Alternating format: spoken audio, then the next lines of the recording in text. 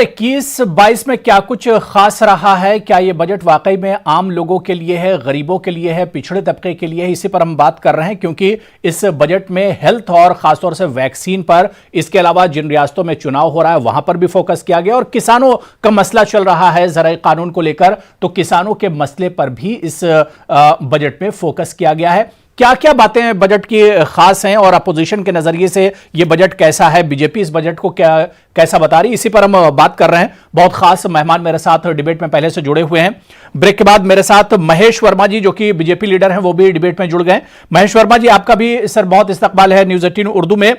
महेश वर्मा जी, मैं आपके पास आऊंगा, लेकिन उससे पहले मैं अपोजिशन का एक रिएक्शन और इस बजट पर ले लेता हूं। मैं मोहम्मद अब्बास साहब आपके पास आना चाहूंगा।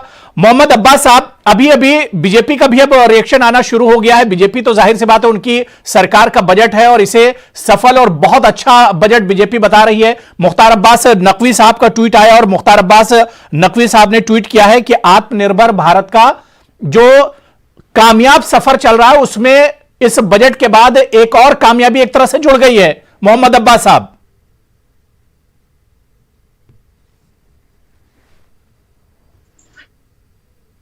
किसानों का सड़कों पर बैठकर और अपने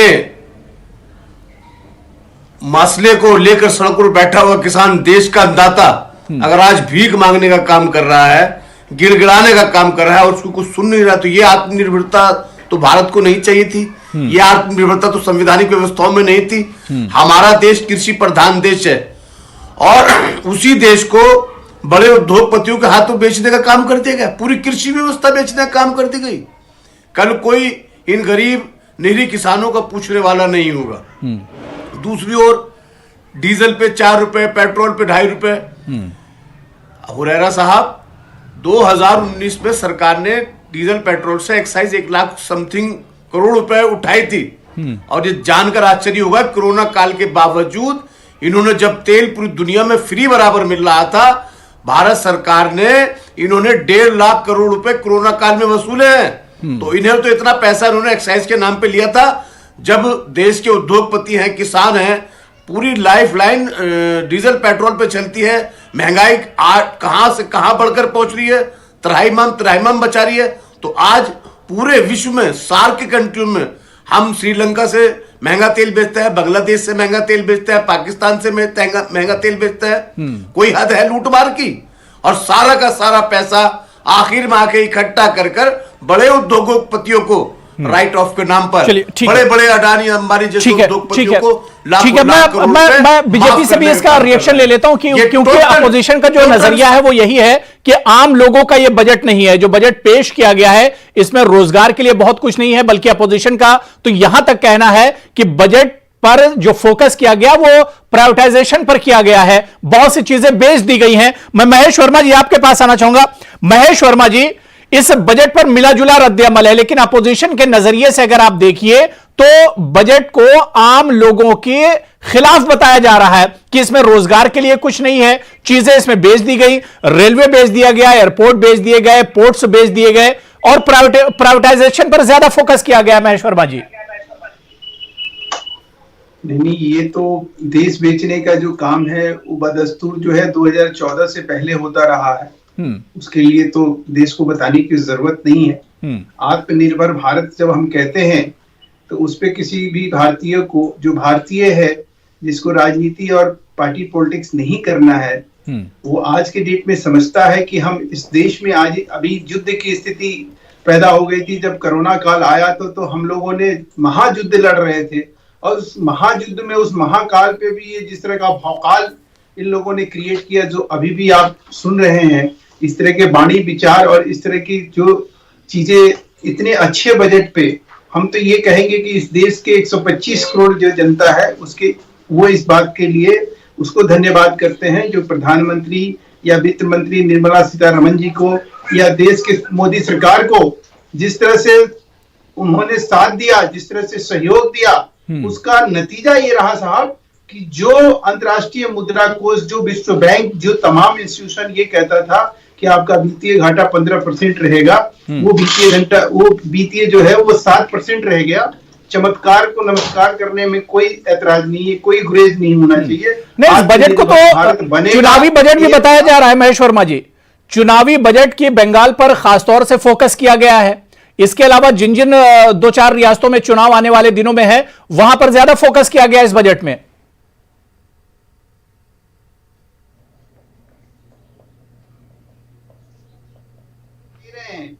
हम वेस्ट बंगाल को प्रायोरिटी पे रखते हैं। हमारे लिए देश सबसे पहले है, हमारे देश के नागरिक सबसे पहले हैं। आज जो आपको ये आर्थिक प्रगति दिखाई दे रही है, उसका कारण अगर मुझे समझ में जो आ रहा है वो ये समझ में आ रहा है कि हम जो युद्ध लड़ रहे थे, उस युद्ध में अगर गलती से हमारे एक देश के बहुत बड़े बुआ जी हैं जो पॉलिटिक्स के अपने तरीके से जो परिभाषा रचते हैं, अगर उनके हिसाब से हम कोरोना काल में उनके हिसाब से अगर हम कुछ किए होते तो आज के डेट में करोड़ों करोड़ लोगों की जान गई होती। आज हम और आप बैठ के बात करने के लायक नहीं होते। आज जिंदगी बची है।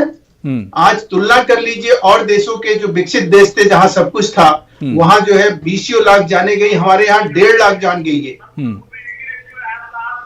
वो मत बनिए। साउथ एशिया के तमाम मुल्कों में जो रेशियो है उससे तो ज्यादा है हमारे मुल्क में। मैं बोल रहा था श्रीलंका, बांग्लादेश, बर्मा से ज्यादा रेशियो है। क्या कौन सा चमत्कार हुआ है बताइए? आंकड़ा अमेरिका, यूरोप से ना दिखाइए। अरे भैया मेरे बात आप सवाल उठा लीजिएगा ना, मेरी बात तो कंप्लीट होने दीजिए। बीच में चरबर करते रहिएगा तो ना आपको समझ में आएगा, ना मुझे समझ में आएगा, ना उर्दू 18 के दर्शकों को समझ में आएगा। तो आप क्या फायदा बोले ना। मैं तो कह रहा हूं ना कि आज जो देश में जिस तरह से समग्रता के साथ है, हम कहते हैं ना हम लाए हैं तूफान से किश्ती निकाल के। अगर गलती से आज अपने दर्शकों के सामने एक सवाल रख दीजिए कि गलती से अगर ये लगाम कोरोना काल में एक हमारे बुआ जी के पास अगर होता तो कितनी जाने गई होती है और क्या इस तरह की आर्थिक प्रगति देखने को मिलती। किसान के नाम पर जो है देश के ठीक है मैं अब रिएक्शन ले लेता हूं। ठीक है मैं क्योंकि आशीष से सरकार साहब के पास जाऊंगा, लेकिन उससे पहले ठीक है मोहम्मद अब्बास साहब, मैं 30 सेकंड दे रहा हूं। मुमताज आलम रिजवी साहब आपके पास भी आ रहा हूं और सलमान निजामी साहब आपके पास भी आ रहा हूं। ठीक है मोहम्मद अब्बास साहब जल्दी से रिएक्शन दीजिए। हमारे चमत्कार कर दिया इस बजट में सरकार ने। भारतीय जनता पार्टी के वर्मा साहब ने कहा कि हमने बहुत करोड़ों लोगों की चमत्कार कौन सा किया है? आपका कटोरा खान इमरान खान के देश में यहाँ से अच्छा रेशियो है, श्रीलंका में अच्छा रेशियो है, बांग्लादेश में अच्छा रेशियो है और बर्मा में अच्छा रेशियो है। आपने कौन सा चमत्कार किया? आपके भारतीय जनता पार्टी के लोगों ने कोरोना के नाम पे, पीपीई किट के नाम पे, वैक्सीन के नाम पे करोड़ों रुपए घोटाला कीजिए। सरकार जाने तो ठीक है मुमताज आलम रिजवी साहब आपका रिएक्शन। मुमताज आलम रिजवी साहब आप भी कुछ कहना चाह रहे थे? ठीक है अब्बास साहब बात हो गई। मुमताज आलम रिजवी साहब, मैं सिर्फ ये कहना चाह रहा हूं कि जो बात ये कह रहे थे कि बहुत अच्छा बना दिया, मैं एक मिसाल और विश्व बैंक कह रहा है। देखिए मैंने ऐसे जमींदारों को, हुरैरा साहब, मैंने देखा है कि जो अपनी जमीनें और अपने घर के जेवरात और अपने घर के जो पुराने सामान बेच करके गाड़ियां खरीदते हैं और नए कपड़े सिलवाते हैं, लेकिन वो कितने दिन चलता है और उसके बाद वो सड़क पर आ जाते हैं और फिर वो घूमते रहते हैं खाली हाथ, इधर उधर कटोरा लेके घूमते रहते हैं। तो ये खुश हो लेना कि अपनी चीजें, चूंकि जिस तरीके से ये तीनों कानून लाए गए, ठीक है, और इसको जब आप पस मंजर में जाएंगे तो अंदाजा हो जाएगा। फिर जो हमारी सरकारी कंपनी है, जो हमारा एसेट था, उसको जिस तरीके से नीलाम किया जा रहा है, गिरवी रखा जा रहा है, इसका आने वाले दिनों में क्या असर होगा उसका भी आप ख्याल रखिएगा। ठीक है, तो ये सलमान निजामी साहब मैं आपका भी बहुत छोटा सा रिएक्शन लूंगा, फिर मैं आशीष सरकार जी से इस बजट पर और भी कुछ चीजें समझनी है। सलमान निजामी साहब, जिस तरह से यहां पर महेश वर्मा जी ने कहा कि खैर मानिए कि कोरोना के दौर में बीजेपी की सरकार है, अगर किसी और की सरकार होती तो हालात बद से बदतर होते। नहीं, देखिए वही लोग हैं जिन्होंने एफडीआई पे विरोध किया था, आज यू टर्न ले लिया और इंश्योरेंस में 74% राइज कर दिया एफडीआई में। और सबसे बड़ी बात जो है, अभी हमारे एक साथी ने भी कहा कि पीएम केयर फंड में इतना पैसा आया, करोड़ों के हिसाब से पैसा आया, तो क्यों हमारे गरीबों के पास पैसा नहीं है आज? क्यों वो भटक रहे हैं कारोबार के लिए, और उनके लिए क्या है? आपने सही कहा, अभी मेरे साथी ने कहा जिन्होंने लाल टोपी पहनी है, कि भाई आप प्राइस देखिए, हिंदुस्तान में पेट्रोल और डीजल की कीमतें देखिए, आप 20 रुपए में खरीद रहे हैं, 20 भी नहीं 15 में खरीद रहे हैं और 100 रुपए में बेच रहे हैं। आप बांग्लादेश में देखिए तेल कितने में बिक रहा है, 40 में, पाकिस्तान में 40 में। आप दिन रात पाकिस्तान को गाली दे रहे हैं, लेकिन उन्होंने तो अपना पैसा जो है कमाया नहीं, जो है इतने हाई रेट पे नहीं बेचा तेल। आज हमारी हालत क्या है? आप एलपीजी सिलेंडर की कीमत देखिए आज कहां पे, क्या उनको राहत मिली, रिलीफ मिली? गरीब जो है, जो डिपेंडेंट है, चाहे तेल पे चाहे गैस पे, रसोई उसकी जो है आज भी वैसी है जो 6 साल पहले थी। 6 साल में क्या बदला? ठीक है, ठीक है। मैं आशीष सरकार साहब आपके पास आना चाहूंगा। आशीष जी, मैं दो चीजें समझना चाह रहा हूं। एक तो मिडिल क्लास को, क्योंकि सबसे ज्यादा जो मार पड़ती है वो मिडिल क्लास पर पड़ती है, मिडिल क्लास को क्या कुछ इससे मिलेगा? क्या इस जो एलोकेशंस किए गए हैं उसमें मिडिल क्लास के लिए क्या कुछ है इस बजट में? और इसके अलावा अपोजिशन को जो एतराज है एफडीआई पर, जिस पर सरकार फोकस कर रही है, जोर दे रही है, तो इसका क्या कुछ नुकसान होगा, क्या कुछ फायदा होगा सरकार को? दो चीजें हैं आशीष जी। देखिए, ये बजट से, इस बजट से पहले पिछले वित्तीय वर्ष में 5 मिनी बजट और आए हैं। वो मिनी बजट थे जो वित्त मंत्रालय ने 5 बार कोरोना को और कोरोना की स्थिति को निपटने के लिए, भारत की अर्थव्यवस्था को संभालने के लिए जो पैकेजेस का ऐलान किया, वो पैकेजेस जो है वो तो पूर्ण बजट में उसका कोई प्रावधान नहीं था। इसके बावजूद भी सरकार ने इतने बड़े पैकेजेस का ऐलान किया, और जिसकी वजह से जो हमारा औद्योगिक क्षेत्र है उसमें गति आई, और उसका परिणाम यह हुआ कि आज करंट जीडीपी हमारी जो है वो 11% से रिकवर कर रही है। यानी ये रिकवरी जाकर इस जीडीपी 6.8 पर पहुंच जाएगी।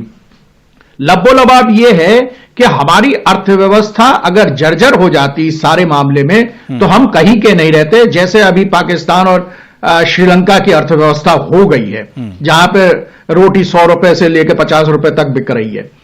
दूसरी बात यह है कि देश की जो परिस्थिति है, उस परिस्थिति में जो डिसइन्वेस्टमेंट है, जैसे एलआईसी का जो डिसइन्वेस्टमेंट का घोषणा हुई है, तो काफी लोग इस पर ऐतराज कर सकते हैं, लेकिन आज एलआईसी सरकार के लिए एक सरदर्द बन गई है। सरकार का काम इंश्योरेंस करना नहीं है, सरकार का काम व्यापार करना नहीं है, सरकार का काम है कि आम आदमी की जरूरतों की अर्थव्यवस्था पे लगाम लगाना, उसको सही दिशा में ले जाना।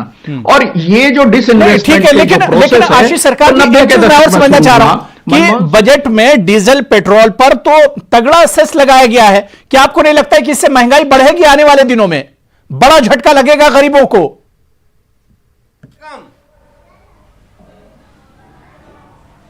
कैसी बात कर रहे हैं डीजल पेट्रोल पर? ये मैं पढ़े लिखे इकोनॉमिस्ट हैं, आप इस तरह की बात करेंगे कि बोझ बन गई है, उसे सही करने के बजाय हम डिसइन्वेस्टमेंट कर रहे हैं, एफडीआई को उतना बढ़ा रहे हैं, आप कर रहे हैं इस तरह की बात। आप तो सरकार के पक्ष में खुल्लम खुल्ला बोल दीजिए।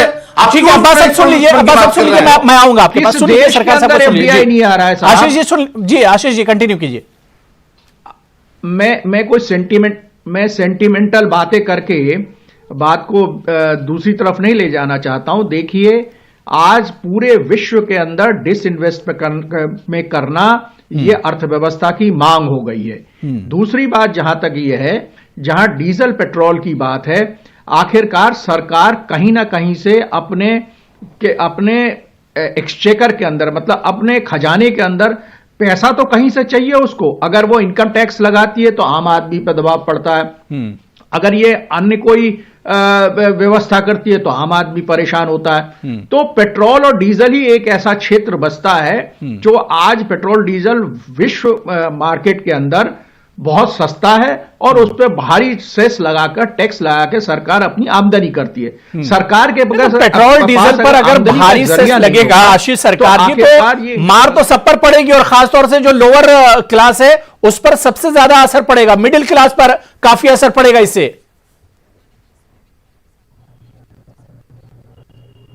मैं मानता हूं, लेकिन अगर आप देखें कि अगर आप दूसरी चीजों पे अगर टैक्स लगाते हैं, अगर आप जीएसटी बढ़ा देते हैं तो उसका भी मार सबके ऊपर पड़ेगी और पूरी की पूरी इकोनॉमी शटर करने लगती है। अब ये जो टैक्सेशन है, जो मैं मानता हूं पेट्रोल भी महंगा है और डीजल भी महंगा है, एक ही ऐसा क्षेत्र है जहां से सरकार अपनी आमदनी करती है और इस आमदनी से सरकार आम आदमी की जरूरतों को पूरा कर रही है। चलिए ठीक है, लेकिन जिस तरह से सेस लगाया जा रहा है, हम ये मानकर चलें कि आने वाले दिनों में महंगाई का करंट लगने वाला है आम लोगों को। मैं महेश वर्मा जी, इस वक्त बड़ी खबर आ रही है इस बजट से निकलकर कि माइनॉरिटी का जो बजट है उसमें कमी की गई है साल 2021 और 22 में। तकरीबन 219 करोड़ रुपयों की कमी की गई है बजट में, माइनॉरिटी के बजट में। महेश वर्मा जी, सबका साथ सबका विकास की बात करती है सरकार।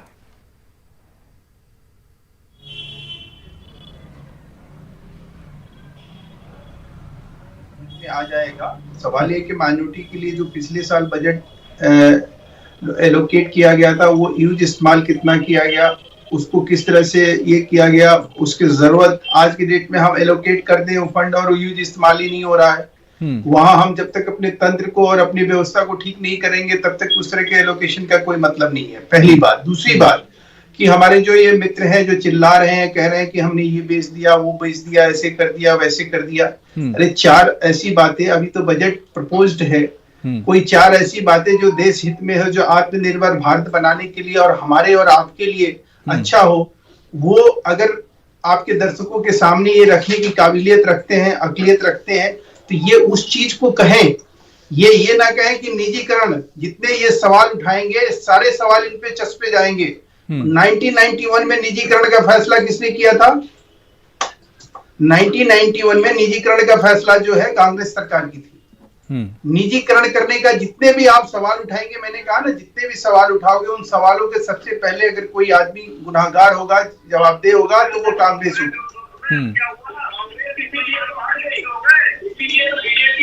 ये तो हट गई। चलिए देखिए, अब दूसरी तरफ ले जाइए। बहुत अहम सवाल है, बहुत अहम सवाल है। मुमताज आलम रिजवी साहब, वजारत अक़लियती उमूर ने इस बजट में अक़लियती उमूर का जो बजट है उसमें कटौती की गई है। सरकार का दावा है सबका साथ सबका विकास, लेकिन जब बात माइनॉरिटीज की आती है, मुसलमानों की आती है, तो उसमें सरकार फिर पलटती नजर क्यों आती है, पीछे हटती नजर क्यों आती है? 219 करोड़ रुपयों का इस बार कटौती की गई है बजट से।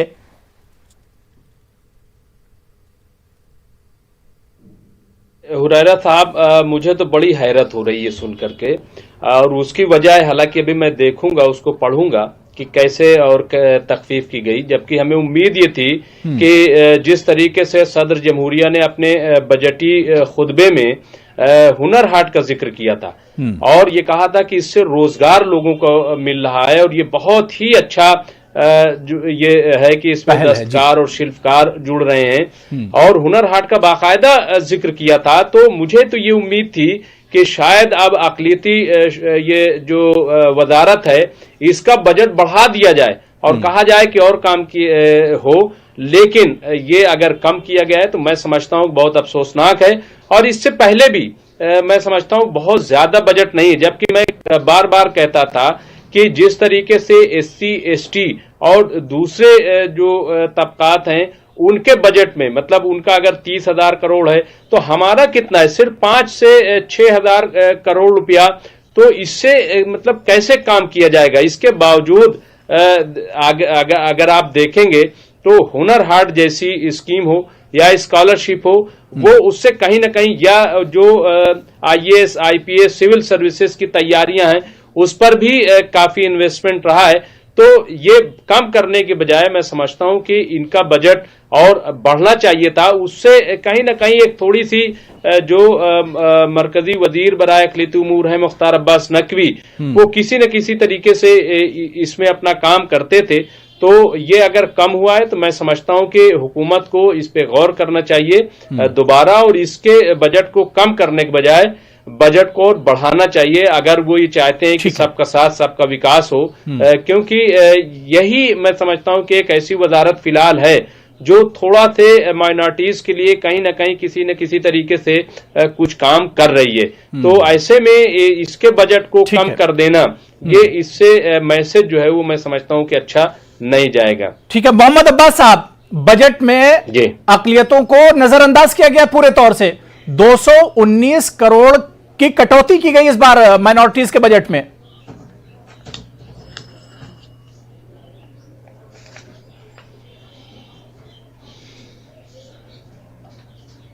वो इलाज बांध रहे हैं और उन्हें पीट पीट के अपने वोट बैंक को खुश करने के लिए देश में धर्म का खेल खेल रहे हैं और धर्म के खेल में भाई को भाई से लड़ाने का काम कर रहे हैं। ये 219 करोड़ रुपए उन कमजोरों को, निरीह जो कमजोर है, पिछड़ा तबका है, मुस्लिम्स में भी, उन पर खर्च होता था। लेकिन उनके गरीब गुरबाओं को और सताने के लिए क्यों खर्च नहीं हो रहे। खर्च तो जब करेंगे जब इनकी मंशा होगी, खर्च करना चाहते नहीं, उस आधार पे 219 करोड़ रुपए खर्च कर दिए। तो इनसे कोई उम्मीद तो की नहीं जा सकती माइनॉरिटीज के लिए, लेकिन इन्होंने तो किसी के लिए भी कुछ नहीं किया।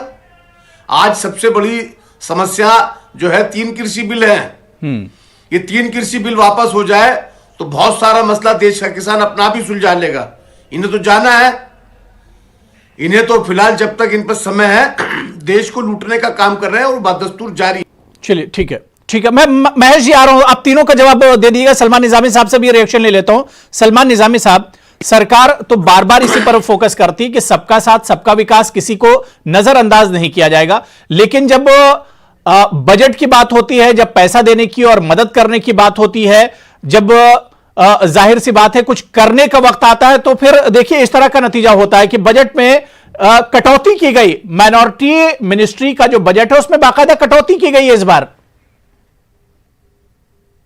रेडा साहब, माइनॉरिटीज में सिर्फ मुसलमान नहीं आते, उसमें सिख भी आते हैं, क्रिश्चियन भी आते हैं। सबसे बड़ी बात यह है कि पिछले 6 सालों में जो जिस तरीके से इसको एक ड्रामा बनाया गया सोशल मीडिया में या मीडिया की तरफ कि ये सरकार जो है सबका साथ सबका विकास, ये डोंग। आप जमीनी सतह पे देखिए, चाहे मॉब लिंचिंग्स हो, चाहे सीए हो, चाहे आप किसानों को जिस तरीके से, चाहे वो सिख हमारे भाई हो, उनको कहा गया कि ये खालिस्तानी है। पहले मुसलमानों को बोलते हैं पाकिस्तानी, आतंकवादी।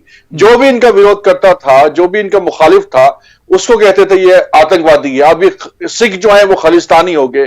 तो ये प्रोपेगेंडा है सरकार का। मैंने आपको पहले भी कहा इनके पास पैसा नहीं है। और जो पीएम केयर फंड आया इस कोविड में, उसका भी आपने देखा नहीं कि वो जमीनी सतह पे इंप्लीमेंट हुआ। आज भी आप देखिए, देश के अस्पतालों में जाइए, एम्स में देखिए, बाहर मत जाइए आप। एम्स के जो डॉक्टर है वो 3 बार प्रोटेस्ट करने के लिए बाहर आए सड़कों पे। उनकी सैलरियां इन्होंने रिलीज नहीं की, नर्सों की सैलरियां इन्होंने रिलीज नहीं की। उनके पास पैसा नहीं है। तो कहां ये बड़े बड़े जो आज दावे कर रहे हैं हम कॉलेज बनाएंगे, यूनिवर्सिटी बनाएंगे, इनके पास तो पैसा जो है कॉलेज और स्कूलों में जो अस्पतालों के जो एम्प्लॉइज है, मेडिकल स्टाफ है, उनके लिए सैलरी। ठीक है, महेश वर्मा जी जवाब दे रहे हैं, महेश वर्मा जी रिएक्शन दे रहे हैं। महेश वर्मा जी, जब बजट ही काट लिया जाएगा तो फिर विकास कैसे होगा? एक तो मुझे सबसे पहले आपत्ति इस बात की है कि जो आपने सवाल कहा, दोहराया कि देश में मुसलमानों का बजट काट दिया गया, ठीक है ना। तो अगर माइनॉरिटीज की आप बात कहते हो तो उसमें सिर्फ मुसलमान नहीं, बिल्कुल जाहिर सी बात है, जाहिर सी बात है।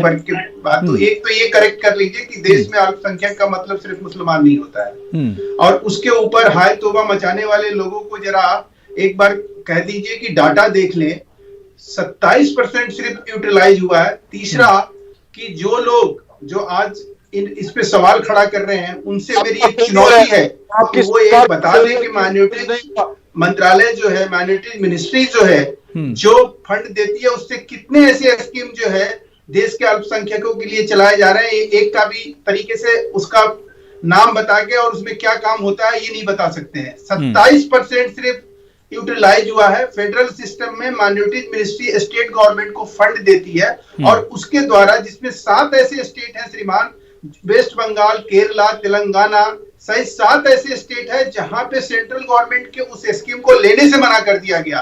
तो शर्म तो इस बात पे आती है कि बिना जानकारी के, बिना बात तो आपकी सरकार ने सिर्फ मुसलमान के नाम पर मुसलमानों को आतंकित करने वाले, एक भी मुसलमान के लिए कोई ये ऐसा काम अगर किया जाए एक भी अल्पसंख्यक वर्ग के लिए, उनको ये बताया जाए कि देखिए आपके लिए एक स्कीम है, राज्य सरकार, केंद्र सरकार पैसा देती है, राज्य सरकार उसको इम्प्लीमेंट करती है, वो उनको लाभ पहुंचाया जाए, उनकी गरीबी, उनकी गुर्बत दूर की जाए, इसके लिए कोई भी आदमी प्रयास नहीं करता है। छाती पीटने से और उंगली उठाने से और आलोचना मात्र से जो है कोई चीजें गलत नहीं हो जाएगी। ठीक है, जो सही है वो सही। ठीक है, मैं इसी चीज को मैं आशीष जी से समझ लेता हूं। आशीष सरकार साहब, ठीक है, आशीष सरकार जी, जो कटौती की जाती है बजट में, जो बजट आपका बच जाता है, जो उसमें कटौती की जाती है, तो इसका क्या कुछ प्रोसेस होता है? आखिर कटौती क्यों होती है?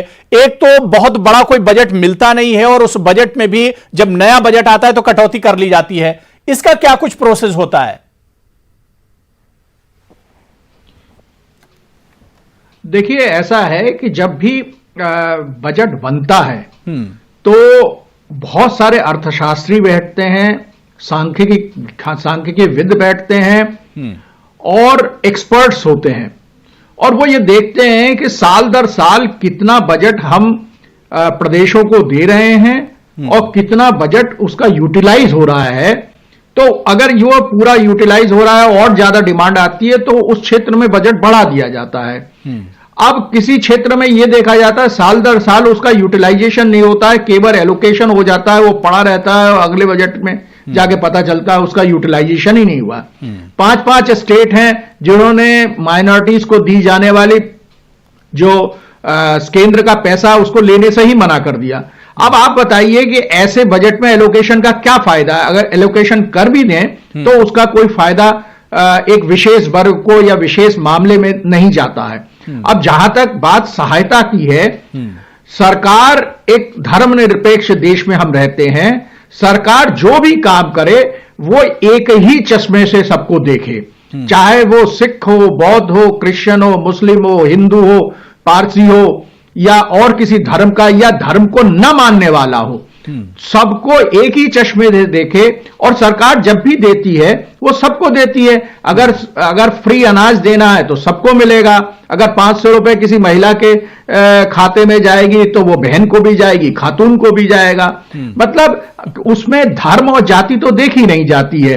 तो ऐसा देश हमारा होना चाहिए। और ये जो धर्म की और जातियों की, माइनॉरिटी मेजॉरिटी की जब खाइयां पैदा होने लगती हैं तो देश विभाजन की तरफ जाता है। जब हम देश में जो हमारी संपदा है, हमारे पैसा है और हमारा रोजगार है, जमीन है, इस सब का जब हम वितरण करते हैं तो उस समय हमें किसी तरह का कोई चश्मा नहीं लगाना चाहिए। और सरकार अगर इस ओर बढ़ती है तो ये बहुत अच्छी बात है। और इस तरह के एलोकेशंस जो हैं, कुछ ही कंट्री, एशियन कंट्रीज के कुछ कंट्रियों में रह गया है जो उपनिवेशवादी मानसिकता से पीड़ित हैं। आप यूरोप के किसी उसमें चले जाएं, यूरोपीय देश में चले जाएं, विकसित देशों में चले जाएं, वहां पे माइनॉरिटी मेजॉरिटी शब्द का कहीं कोई इस्तेमाल ही नहीं होता। ठीक है, बड़ी अच्छी बात आपने कही, बड़ा अच्छा सवाल आपने उठाया, इस पर भी हम बात करेंगे। बहुत छोटा सा मुझे ब्रेक लेना है। सलमान निजामी साहब, मैं आपके पास भी आऊंगा, मैं महेश वर्मा जी, मुमताज आलम रिजवी साहब, मैं सबके पास आऊंगा। मुझे ब्रेक लेना है, बहुत छोटा सा ब्रेक लेना है। लेकिन जो बातें यहां पर आशीष सरकार जी ने माइनॉरिटी बजट के बारे में रखी, इस पर अभी हम आगे और चर्चा करेंगे और बात करेंगे। बहुत छोटा सा ब्रेक लेंगे, फौरन हाजिर होते हैं।